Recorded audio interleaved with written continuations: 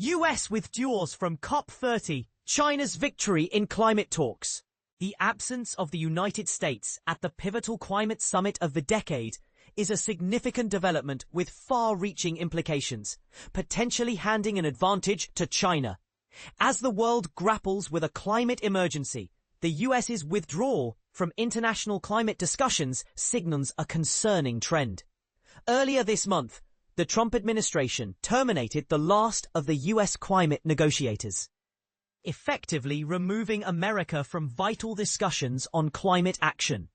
This decision further solidifies the nation's retreat from global climate diplomacy and may very well offer a substantial triumph to China. The closure of the State Department's Office of Global Change, responsible for representing the United States in international climate negotiations, means that the world's largest historical emitter of greenhouse gases will not have an official presence at COP30, taking place this November in Belém, Brazil. This summit is critical, not just as another annual UN climate conference, but as an event that aims to establish the global climate agenda for the next decade, a period that scientists warn could lead to increasingly catastrophic warming events. A seasoned advocate for climate justice, Harjeet Singh, expressed serious concern, stating that the US is abandoning its responsibilities in the midst of a planetary emergency. He underscored the contradictions in US climate policy, noting that while the nation has publicly championed environmental progress, it has simultaneously escalated domestic fossil fuel production. The fallout from this retreat is a dangerous vacuum in climate negotiations, Singh argued, setting the stage for powerful nations to reconsider their commitments to combating climate change. With the potential for rich countries, particularly those in Europe, to use the US's absence as a reason to backtrack on their own climate goals, there is a palpable risk that countries already struggling with climate challenges will lose faith in these vital negotiations. As highlighted by Chiara Martinelli, Director of Climate Action Network Europe. More notably, this shift opens the door for China, the US's principal global competitor, to emerge as a more reliable and steadfast partner in climate discussions. While the US is slashing funding and support for renewable energy initiatives and revisiting fossil fuel dependency, China is rapidly expanding its clean energy footprint. As a result of the US's diminishing influence, experts predict that China's voice will carry even more weight at COP30. Juri Rogel, a climate scientist at Imperial College London, noted that China has aligned green energy development with its economic growth strategy, suggesting it will actively participate in shaping the future climate agenda. China's Ministry of Foreign Affairs has characterized climate change as a collective challenge faced by all humanity, asserting that no country can stay out of it and no country can be immune to it. This remark raises an important question. Will China rise to the occasion and lead by example, or will it be content with making insufficient commitments, particularly given its history of setting low targets? With all countries required to submit new pollution reduction goals by September for the decade ahead, all eyes are on China. As the world's leading polluter, its commitments will significantly influence the planet's environmental trajectory. While Chinese authorities have not provided specific details about their upcoming targets, they emphasized a willingness to collaborate globally to tackle climate challenges. Traditionally, the US has urged China to adopt more stringent climate targets. Under the previous Biden administration, a notable agreement was reached to increase renewable energy efforts and reduce emissions. However, as COP30 approaches, the political landscape has shifted dramatically. Without the same level of US pressure, China may face less scrutiny regarding its commitments. In terms of ambitious targets, the previous Biden administration had aimed for a reduction of 61 to 66% in greenhouse gas emissions by 2035, a tall order even in a pro-environment climate.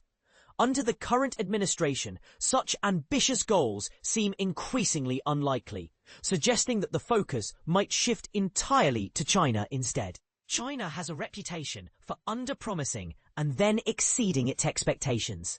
While its last commitment allowed for peaking emissions around 2030, independent assessments indicate that this may have already occurred, with pollution levels beginning to decline ahead of schedule. In light of this, there's speculation that China might propose relatively modest targets for pollution reductions. Li Shuo, the director of the China Climate Hub at the Asia Society Policy Institute, articulated the belief that Beijing likely perceives the demands for cuts as unrealistic, foreshadowing a meaningful gap between expectations and reality. The target that China ultimately presents will be of profound significance. As Todd Stern, a former US climate envoy, pointed out, ambitious goals from China could have international ramifications, influencing global progress on climate initiatives. Despite the challenges, China continues to advance its clean energy capabilities, currently constructing an impressive 510 gigawatts of wind and solar capacity, contributing to over 1,400 gigawatts already operational, 5 times more than the US produces. The real concern remains China's ongoing reliance on coal, the dirtiest fossil fuel, adding complexity to its climate narrative. In fact, some experts observe that China is constructing as much coal capacity in 5 years as the US has in total. This paradox of the US retreat is underscored by Xing's concerns, as such a withdrawal could inadvertently bolster China's position in global climate leadership while simultaneously allowing it to lessen the urgency of transitioning away from fossil fuels. Where do you stand on these developments? Is it possible that the US's absence from COP30 could lead to a surprising climate strategy shift in China? Or do you think it could ultimately hinder global efforts? Join the conversation and share your thoughts below. COP30 Climate Summit. UN emergency talks on rising accommodation costs. Imagine travelling thousands of miles to fight for your country's future, only to be told you might not be able to afford a place to sleep. That's the harsh reality facing many nations attending the pivotal COP30 climate summit in Belém, Brazil, as a dramatic surge in hotel prices threatens to leave some countries, especially the world's poorest, locked out of these crucial climate discussions. And this is the part most people miss. It's not just developing nations feeling the pinch. Even rich countries are struggling to secure affordable accommodation. So, whose voices will be absent when the world negotiates its next move against climate change? Here's what's happening. The United Nations recently scrambled to hold emergency talks after learning that sky-high lodging costs in Belém could prevent whole delegations from participating in this November's climate talks. Why the sudden price spike? With just 18,000 hotel beds in a city poised to host around 45,000 summit attendees, demand has far outstripped supply. Some hotel prices have soared as high as $700 per night per person during the event. That's more than 4 times the $149 daily stipend the UN allocates to delegates from poorer nations. Poorer countries aren't the only ones growing anxious over travel logistics. Several wealthier European governments have admitted they still haven't secured accommodation and may even have to shrink their teams or pull out altogether. Poland, for instance, has warned it might have to slash its usual delegation to the bone, or possibly not attend at all. Even the Netherlands, which typically fields about 90 representatives, including negotiators and youth advocates, is preparing for the possibility of halving its group. Here's where it gets controversial. Many African nations argue that reducing their presence, they insist Brazil, the COP30 host, should find creative solutions instead of just suggesting smaller delegations. After all, if the voices of less wealthy and more vulnerable countries are absent, does that mean big emitters and wealthier nations will essentially negotiate the future for everyone else?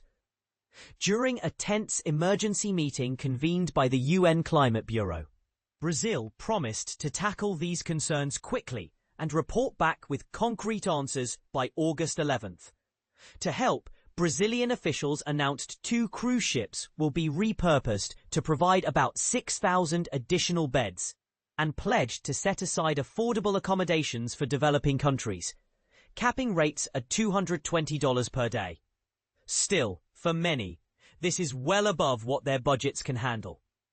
Is that really an inclusive solution, or just a band-aid? And this is the part most people miss. The accommodation crisis could fundamentally shape who gets a seat at the negotiating table.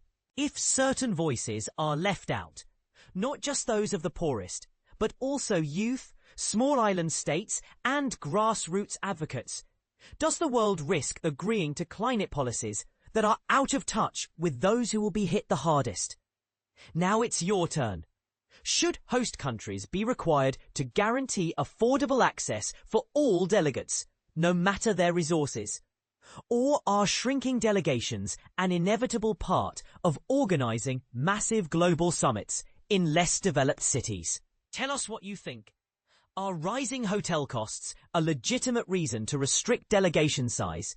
Or is that a dangerous precedent that silences the very people COP30 is supposed to empower? Share your thoughts below. The debate over climate justice at global summits has never been more urgent or divisive.